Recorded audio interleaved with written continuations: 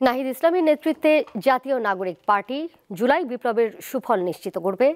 বাংলাদেশ হবে বৈষম্যহীন একটি রাষ্ট্র, যেখানে নিশ্চিত হবে সব শ্রেণী পেশার মানুষের অধিকার। নতুন এই দলের আত্মপ্রকাশ অনুষ্ঠানে এমন প্রত্যাশাই করলেন ছাত্র জনতা।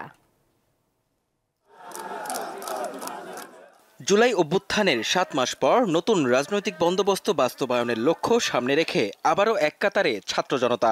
শুক্রবার তরুণদের নেতৃত্বে নতুন রাজনৈতিক দলের আত্মপ্রকাশ উপলক্ষে রাজধানীর মানিক মিয়া এভিনিউয়ে জড়ো হন তারা। নতুন এই দল দেশ ও জনগণের আকাঙ্ক্ষা পূরণে কাজ করবে, এমনটাই প্রত্যাশা ছাত্র জনতার।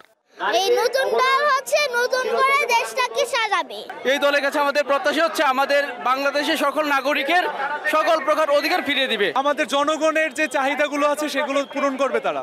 যে নতুনরা যেহেতু আসতেছে, তাদের মধ্যে কোনো দুর্নীতি, স্বজনপ্রীতি এসব তারা আসে নাই।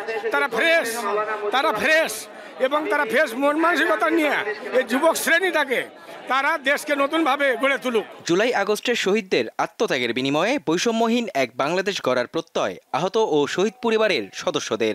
যেই দেশে স্বপ্ন নিয়ে আমার ভাই শহীদ হয়েছে, সেই স্বপ্নের দেশটাকে গড়ে তুলুক। যত বিগত দিনে যত দলগুলো ছিল সমস্ত দলের সাথে তারা ভালো করবে, এটা আমাদের আশা।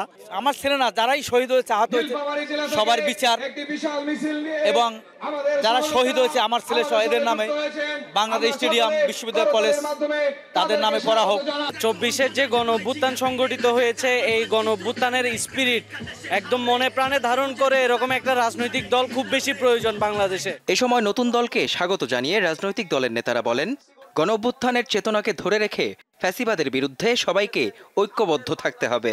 আমাদের যে একটা ঐতিহাসিক নির্মাণের প্রশ্ন আছে, একটা রাষ্ট্র পুনর্গঠন করা, একটা গণতান্ত্রিক বন্দোবস্ত করা, একটা গণতান্ত্রিক সংবিধান প্রতিষ্ঠা করা, দেশের সকল মানুষের মর্যাদা, অধিকার, ন্যায় বিচার প্রতিষ্ঠা করা, সুযোগের সমতা প্রতিষ্ঠা করার যে ঐতিহাসিক কর্তব্য এবং সকলকে নিয়ে যে বাংলাদেশকে এগিয়ে নিয়ে যাওয়া, সেই কাজে আমরা সকলে যাতে ভূমিকা রাখতে পারি। সকল রাজনৈতিক দলের পারস্পরিক সৌহার্দ্যপূর্ণ সুসম্পর্ক, ভিন্ন ভিন্ন মত থাকা সত্ত্বেও জুলাই অভ্যুত্থানের চেতনাকে ধারণ করে একটা জাতীয় ঐক্যের পরিবেশে যদি আমরা এক লক্ষ্যে চলতে পারি, তো আমাদের গণতন্ত্রের ভিত্তি দৃঢ় হবে, মজবুত হবে।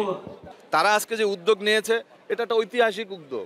তাদের এই উদ্যোগকে আমরা স্বাগত জানাই। আমরা আশা করব যে তারা জনগণের ভাষা, জনগণের আকাঙ্ক্ষা, মুক্তিযুদ্ধের চেতনা এবং 24-এর যেই চেতনা, যেই ডাকে, যেই কারণে, যেই বক্তব্যের মধ্য দিয়ে তরুণরা ঘর থেকে বেরিয়ে এসেছিল, তাদের সেই চেতনাকে আমরা যেন ধারণ করে তারপর সামনে এগিয়ে যেতে পারি। নাহিদ ইসলামের নেতৃত্বে জাতীয় নাগরিক পার্টি 2024-এর গণ অভ্যুত্থানের স্বপ্ন বাস্তবায়ন করবে, এমনই আশা মানিক মিয়া এভিনিউয়ে জড়ো হওয়া ছাত্র জনতার।